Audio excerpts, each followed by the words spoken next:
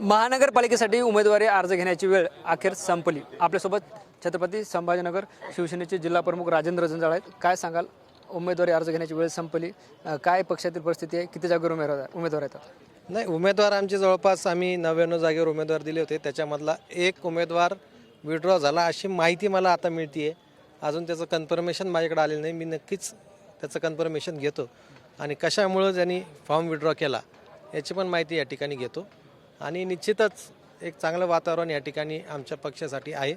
आमच्या पक्षाच्या विरोधात ज्या लोकांनी फॉर्म भरले होते त्यापैकी बहुतांश उमेदवारांनी या ठिकाणी अपक्ष भरलेले अर्ज मागे घेतलेले आहे आणि आता उद्यापासून खऱ्या अर्थाने प्रचाराला सुरुवात केली जाणार आहे आणि निश्चित चांगलं यश आम्हाला या ठिकाणी या पक्षाला मिळणार आहे। भाजपातून जे आहे ते 18 इच्छुक उमेदवार तुमच्याकडे आले होते, त्यातला एक अर्ज मागे घेण्यात आला आहे। तुम्ही काल असंही सांगितलं होतं की भाजप उमेदवार अर्ज मागे घेण्यासाठी रणनीती आखते।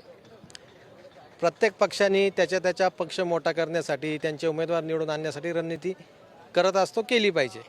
परंतु तिकडून आल्यानंतर आमच्या नेत्यांनी ज्या विश्वासाने त्यांना तिकीट दिलं होतं ते तिकीट जर त्यांनी विड्रॉ केला असेल तर भविष्यामध्ये त्याचा राजकीय हस्त कसा करायचा हे मला चांगल्या पद्धतीने माहिती आहे। ते निश्चित झाल्याशिवाय राहणार नाही। माजी विरोधी पक्ष नेते अंबादास दानवे यांनी मंत्री संजय शिरसाट यांच्यावर असा आरोप केला की त्यांचे जे उमेदवार आहेत त्यांच्यावर दबाव आणला जातोय, पैशाचं आमिष दाखवलं जातं।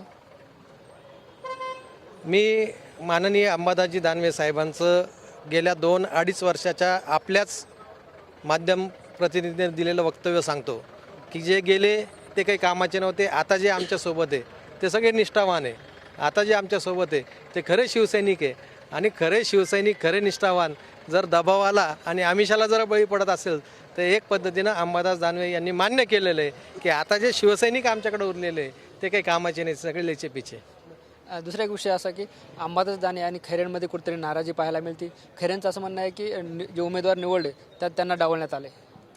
त्यांचा तो अंतर्गत प्रश्न आहे आणि खऱ्या अर्थानं जी शिवसेना त्यांच्याकडे उरलेली शिवसेना, ती उरलेली शिवसेना डुबवण्याचं काम हे दोघंजणं करणारे। यांचं जे शिवसेना भवन आहे त्या शिवसेना भवनला कायमचं कुलूप कोणी लावायचं याच्यासाठी दोघात भांडणं चालू आहे। म्हणजे कायमचं कुलूप लावायचं आणि चाबी कोणाकडे द्यायची याच्यावर त्यांचं भांडण चालू आहे, ते लवकरच होईल। बरं, रशीद मामूच्या प्रचारावरून जे आहे ते एक वाक्य होताना पाहायला मिळत नाही। खैरे म्हणतात मी त्यांच्या वार्डात जाणार नाही, तर दानवे म्हणतात मी त्यांचा प्रचार करणार। रशीद मामू कशाला? त्यांच्याकडे जवळपास 12 उमेदवार मुस्लिम समाजाचे दिले आणि माझं मत असं आहे की ज्या वेळेस आपण एखादी विचारधारा घेतो, जर तुमचं हिंदुत्वात खरंच खरं असेल तर मग तुम्ही अशा पद्धतीचे उमेदवार द्यायला नव्हते पाहिजे की ज्या उमेदवारांनी खऱ्या अर्थाने ज्यांचं दंगलीमध्ये नाव आहे आणि एवढ्या दिवस तुम्ही त्यांच्या नावाने ओरडत होतात, एवढ्या दिवसांनी त्यांच्यावर टीका करून मतं मिळवत होतात आणि आता जेव्हा तुमच्या लक्षात आलं की हिंदू वोट बँक म्हणजे हिंदुत्व हे तुमचं संपलेलं आहे, तर कुठंतरी सत्तेच्या लालचेपोटी तुम्ही त्या सगळ्या लोकांना जवळ करतात। त्यांना तर ते न्याय देणारच नाही, पण खऱ्या अर्थाने जे बाळासाहेबांनी शिकवलेलं जे हिंदुत्व, एकनाथ शिंदे साहेब नेहमी म्हणायचे की बाळासाहेबाचे हिंदुत्वाचे विचार घेऊन मला पुढं जायचं आहे, परंतु उद्धव साहेबांनी ते सोडलेत म्हणून आम्ही ते घेऊन पुढं चाललो आणि निश्चितच त्याचा प्रत्येक येणाऱ्या निवडणुकीमध्ये दिसेल। खैरे असतील, दानवे असतील आणि मोठ्या नेत्याचं नाव मी घेऊ शकत नाही, एवढा मी लहान माणूस आहे, परंतु त्यांच्या प्रचारामध्ये त्यांना खऱ्या अर्थानं रशीद मामूचा प्रचार करताना आता तुम्हाला बघावे लागेल। पण रशीद मामू असं म्हणतात की उद्धव ठाकरेंकर रामाचं हिंदुत्व आहे आणि तीच शिकवण जे आहे ते रशीद मामू सुद्धा घेतात, त्यांनी मान्य केले। मग त्यांना रामाची शिकवण, त्यांनी राम मंदिरात जाऊन पहिले आशीर्वाद घ्यावा आणि मग प्रचाराला सुरुवात करावी।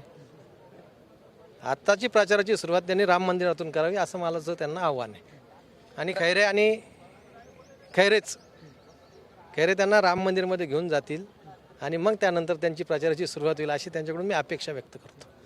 बरं, आता चित्र क्लिअर झालं, तुमची लढाई कोणासोबत असणार आहे? आमची लढाई खऱ्या अर्थानं आमचाच मित्रपक्ष सोबत राहणार की दुसरं कोणी आमच्यासमोर नाही आहे।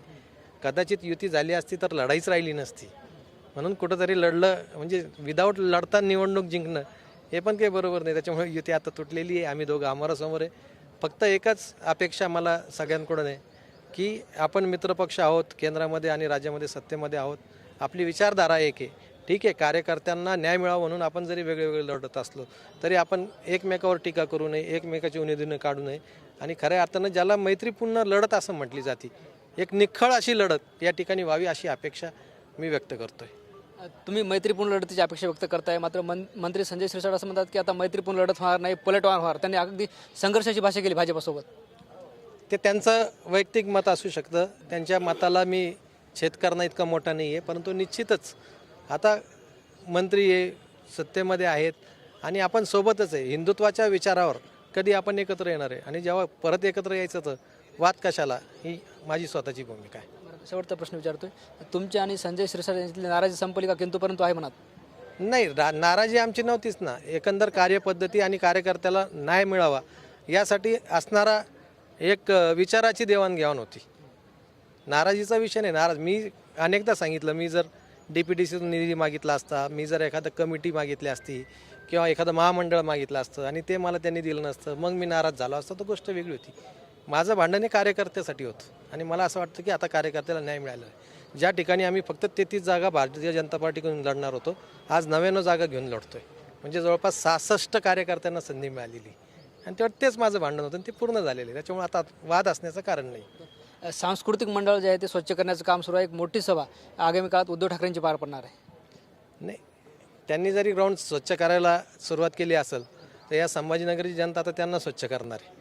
ते ग्राउंड जरी स्वच्छ केलं तर तिथं यायला लोक आहेत का, हा पण विचार त्यांनी केला पाहिजे. अरे त्यांच्या उमेदवाराला सोबत फिरायला 4 माणसं नाही आहे.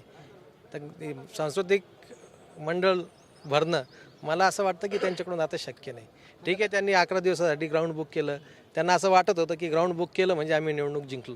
असं नाही आहे. शहरामध्ये अनेक ग्राउंड आहे आणि खऱ्या अर्थानं आम्हाला हिंदुहृदय सम्राट शिवसेना प्रमुखांचा या ठिकाणी त्यांचा विचार आमच्यासोबत आहे.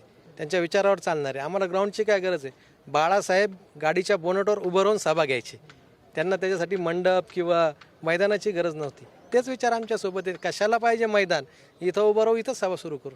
म्हणजे आता ठाकरेंनी सभा घेतली तरी काही फार फरक पडणार नाही. नाही पडणार. ठाकरेंनी सभा घेतली तर समोर ऐकणारं कोणी नाही आणि ऐकल्यानंतर पेटून उठणारं कोणी नाही. जे पेटणारे होते ते सगळे उठाव करणारे ते सगळे इकडे आलेले.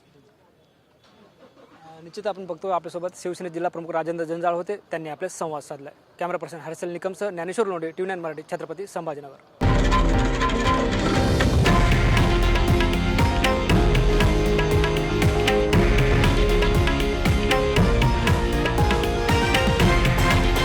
हे आहे देशातील नंबर 1 न्यूज नेटवर्क आणि आपण पाहत आहात TV9 मराठी, एकमेव.